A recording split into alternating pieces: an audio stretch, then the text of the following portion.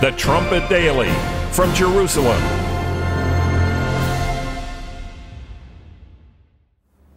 Hello everyone, and welcome back to the Trumpet Daily. We're reporting to you today from one of the oldest cities in the world, Jerusalem. Behind me is the famous Jaffa Gate, which enters the old city of Jerusalem from the west. The city of Jerusalem was established over 3,000 years ago. Today there's a lot of tension surrounding Israel, the West Bank, and this city. It seems everyone has an opinion on the history of Israel, on the history of Jerusalem. The Jews consider this their ancient homeland. For Christians and Muslims, the city of Jerusalem is home to some of their most holiest and revered sites. But what does God have to say about Israel and about Jerusalem? What are the origins of this city behind me? How long have the Jews inhabited the hills of Judea and Samaria? How long have they inhabited the city of Jerusalem? And most importantly, who exactly gave this city to the Jews? Let's start today's study in Genesis chapter 14. Genesis, the first book in the Bible, 14 chapters in. The history that we're about to discuss actually happened during the 20th century BC, about 2,000 years before Jesus Christ. Abraham and his large family had left their homeland and under God's direction had established their home in the hills of Judea, perhaps 10 or 15 miles southeast of here. Virtually the whole land of Canaan was under his influence. He was a very wealthy and influential man. In fact, the size of Abraham's family and operation in the land of Canaan was so large, it was decided that his nephew Lot and his family would have to relocate to the plain of Jordan, the territory near the Dead Sea, along the Jordan River. Now here in Genesis 14, we read of the account of 4 Assyrian kings invading the plain of Jordan and capturing Lot. Abraham and his men successfully rescue Lot and destroy the Assyrian armies. So this is the context in which we are first introduced to the city of Jerusalem. Notice verse 16. It says, "And Melchizedek, king of Salem, brought forth bread and wine, and he was the priest of the Most High God, and he blessed him, and said, Blessed be Abram of the Most High God, possessor of heaven and earth, and blessed be the Most High God, which has delivered thine enemies into your hand. And he gave him tithes of all." Melchizedek was the king of Salem, which means peace. This Melchizedek, whom Paul reveals to be the one who became Jesus Christ, was the king of the city of peace, which is what Jerusalem means. So Jerusalem was actually founded by Christ in a region where Abraham, the father of the Israelites, lived. After Abraham died, his son Isaac and his grandson Jacob and their families continued living in the region of Judea and Samaria. Jacob, you remember, had 12 sons. In Genesis 37, we read the account of Jacob's youngest son, Joseph, being cast into the well and then discovered by merchants and sold into slavery in Egypt. Genesis 39 through 41 explain the miraculous circumstances surrounding Joseph's rise to the highest ranks of power in Egypt. This happened around 1800 BC. Egypt at the time was the greatest power in the world. Genesis 47 recounts how Joseph's father, Jacob, and all his brothers relocated to Egypt, where the families of Israel, thanks to Joseph's good favor with Pharaoh, were allowed to settle in the land of Goshen. The Israelites received tremendous favor from the Egyptians, and as the decades passed, their number expanded quickly. Eventually, after a few hundred years, the Israelites lost favor with the Egyptians. They were persecuted, beaten, and terrorized. In the book of Exodus, we read about how God heard their cry and sent Moses to deliver the Israelites from the land of Egypt. Israel's deliverance occurred in the 15th century BC. By this time, Bible commentaries say the 12 tribes of Israel had grown to about 2 or 3 million people. Israel at the time of the Exodus had become a small nation, but it was a nation without a territory. After God rescued the Israelites from Egypt, He took them to Mount Sinai. Here, on the day of Pentecost, God gave the Israelites the 10 Commandments. He established them as His chosen people, a nation God considered special, not because of their nationality, but because they were His nation. They were to be the instrument through which God would share His truth with other nations. You can see some of that in Exodus chapter 19 in particular.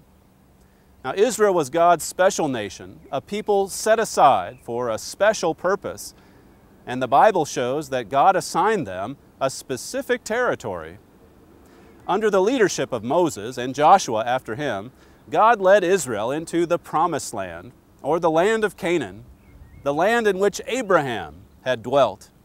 The Bible's very specific about where the Promised Land, the territory God Himself set aside for the Israelites, was located. Basically, it was the patch of land between the land of Jordan on the east side of the Dead Sea to the Mediterranean Sea in the west, and from the Sinai Desert down in the south, all the way to the region of Phoenicia to the north. It's basically the same territory that comprises the little nation called Israel today. In Joshua 13, we also see that God divided the Promised Land between all the tribes of Israel. Today, the Jewish people are descendants of the tribe of Judah. In Joshua 15, God explains in remarkable detail where He intended for the tribe of Judah to settle. Look at the map to see where the territory is. You can check out maps at the back of your Bible. Most of them have maps.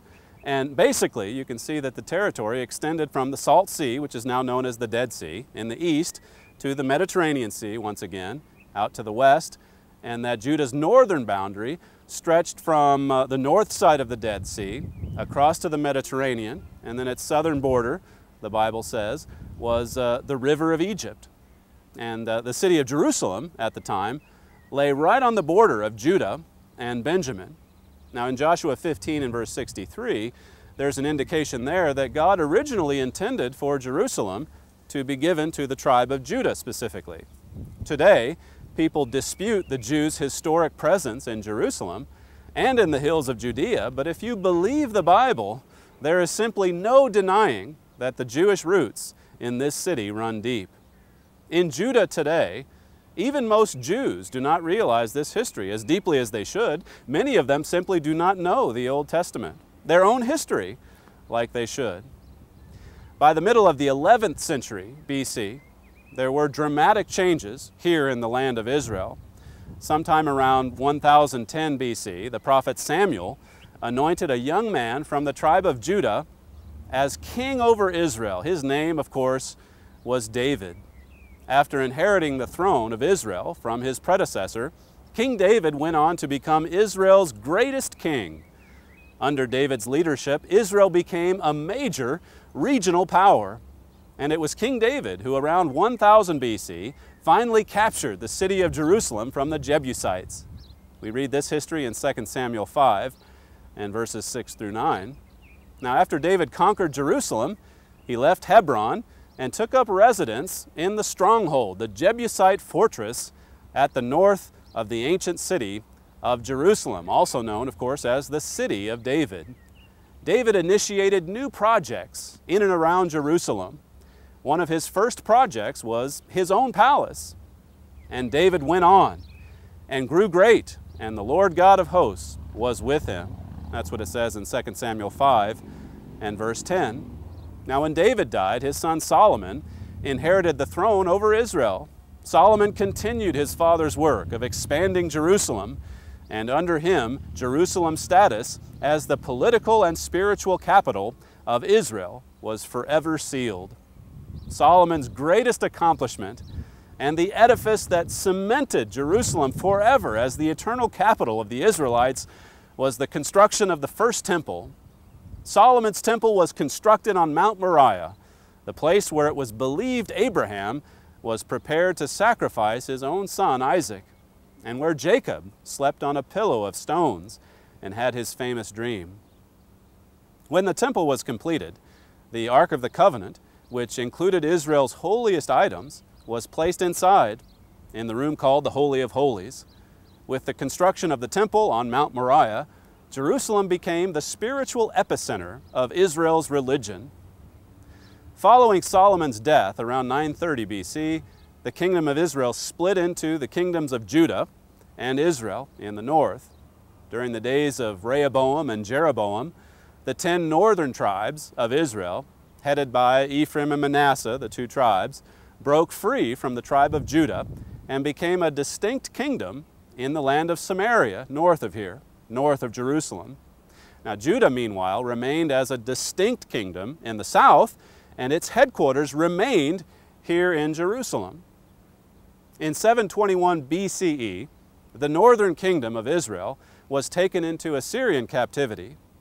Now, later, toward the end of the 7th century BCE, the Assyrian Empire was then overrun by the Babylonians, whose first ruler was the great Nebuchadnezzar.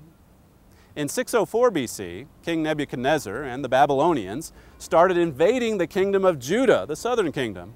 And during the invasion, which happened over the course of several years, thousands of Jews were taken captive into Babylon. Finally, in 585 BC, Nebuchadnezzar sacked the city of Jerusalem. The temple was destroyed, the city devastated, and most of the Judeans, including King Zedekiah, were exiled off to Babylon. In Babylon, however, some Jews, like the prophet Daniel, actually gained incredible favor with the Chaldean king and his court. In 539 BC, King Cyrus of Persia performed one of the greatest acts of humanitarianism in history. He allowed tens of thousands of Jews to return to Jerusalem. This history is recorded in the books of Ezra, Nehemiah, and some of the minor prophets.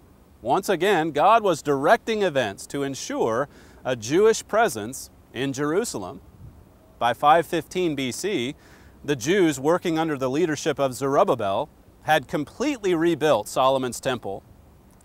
With the second temple complete, the Jews set about fortifying their presence in Jerusalem. By the middle of the 4th century BC, Greece had emerged as the dominant civilization. Although Jerusalem fell under Greek rule, Alexander the Great allowed it to remain a distinctly Jewish city and the center of the Jews' religion.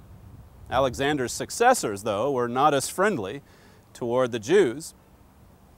During the 2nd century BC, and particularly under the rule of Antiochus Epiphanes, the Jews were in Judea that were here were severely persecuted, in many cases slaughtered.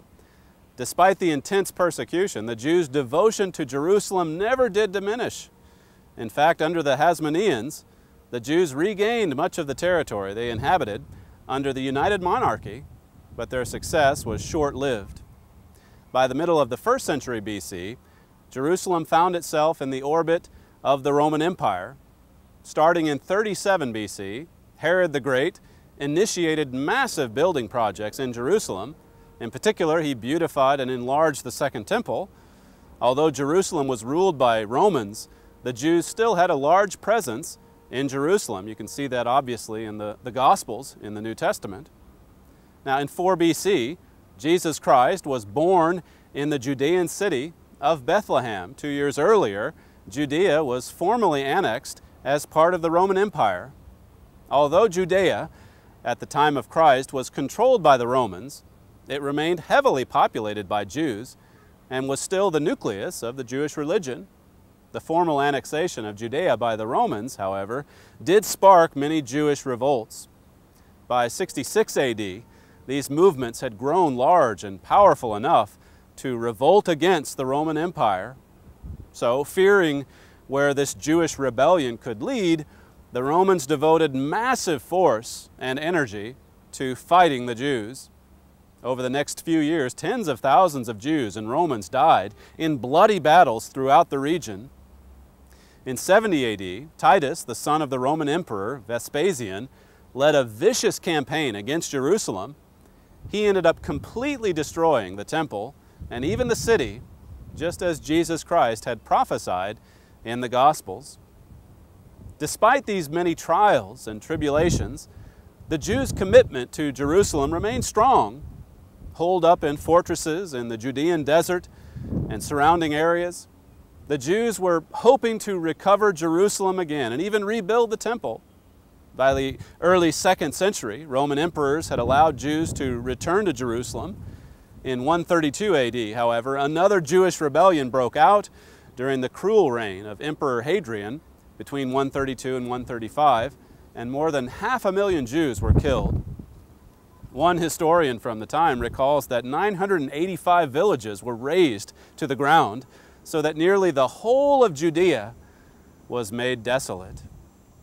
After more than 2,000 years of living in Judea and inhabiting Jerusalem, the descendants of Abraham did not have a strong presence in the region. Jerusalem belonged to the Romans. By the end of the 2nd century, the region of Judea had been renamed Palestina, a name taken from a Greek word referring to the land of the Philistines. The name change was done in an effort to eradicate the memory and history of the Jews in Judea.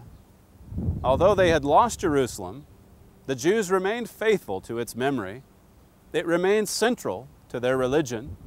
In Jewish villages and towns, in Galilee and the Golan, and even around the world, engravings of Jerusalem and the temple adorned synagogues and homes.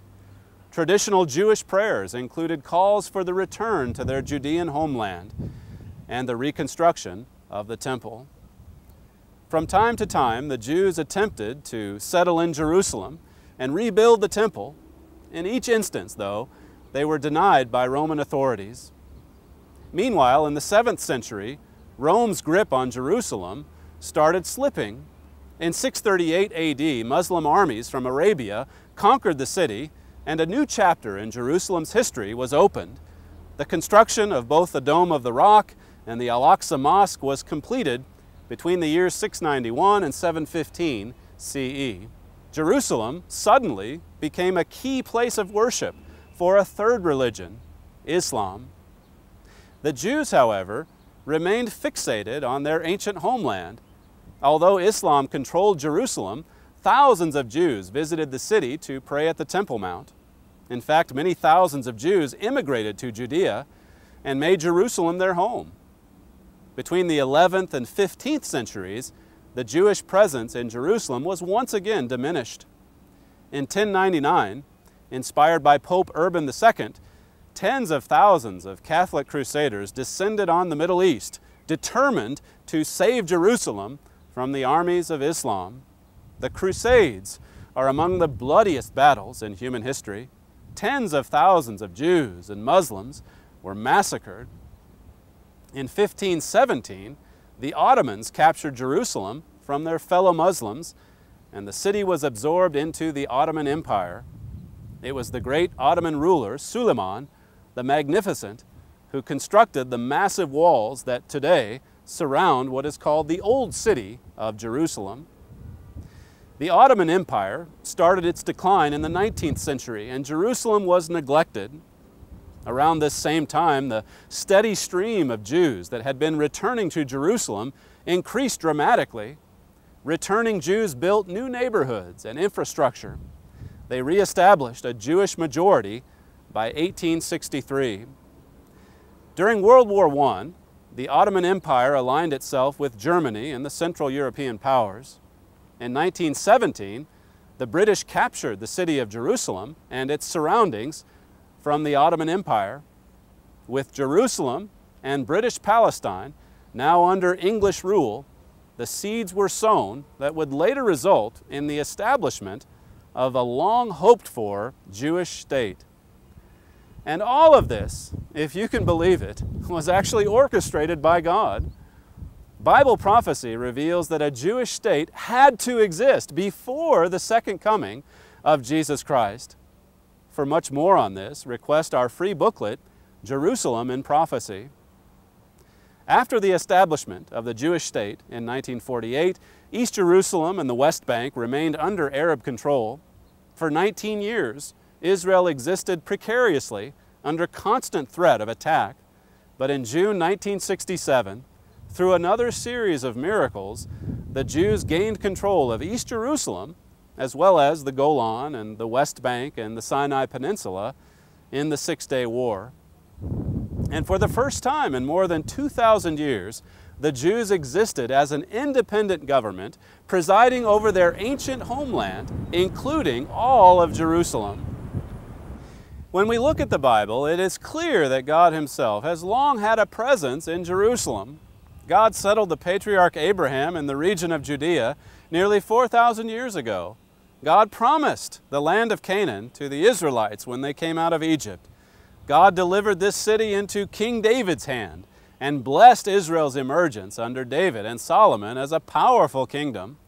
God inspired Persia's king, Cyrus, to allow the Jews to return to their homeland and to rebuild the temple. But really, all this history is only a small part of the story. Because when you think about it, the central figure in Jerusalem's history is actually God Himself, not any particular race or group of people.